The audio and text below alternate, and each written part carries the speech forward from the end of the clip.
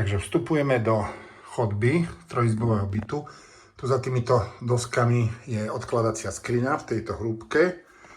Potom tu máme kúpeľňu, pračka, umývadlo, zrkadlo, vaňa, okienko.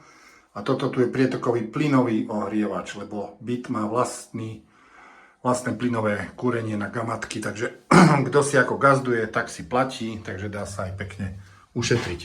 Tu napravo potom WC samostatné, zrekonštruované a aj vetracie okienko. Toto bolo prerobené, obkladačky, dlažba v kúpeľni a vlastne aj elektrika je všade medená. Všade sú aj stierky v byte, aj kuchynská linka je taká z tých trošku novších. No, tu je potom šporák plynový a taká výklenková časť, kde môže byť nejaká odkladacia skriňa, trvá potravinová a tak ďalej. Takže to sme mali kúpeľňu, WC, chodba, kuchyňu. Tu ideme do izby, môže to byť napríklad detská izba. Dostatočne veľká, v pôdorise uvidíte presné rozmery. A potom ideme zase cez kuchyňu a tu máme obývačku, peknú štvorcovú.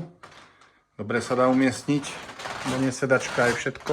A z nej sa ide do spálne, takže toto je takto oddelené. Byt je na prvom poschodí z dvoch, nad ním je už len byt, pod ním sú už len pivnice, potom je tu dvor, záhradky, balkón nemáme, ale je to pekný tehlovák v kľudnej časti Sliača. Takže toľko k bytu.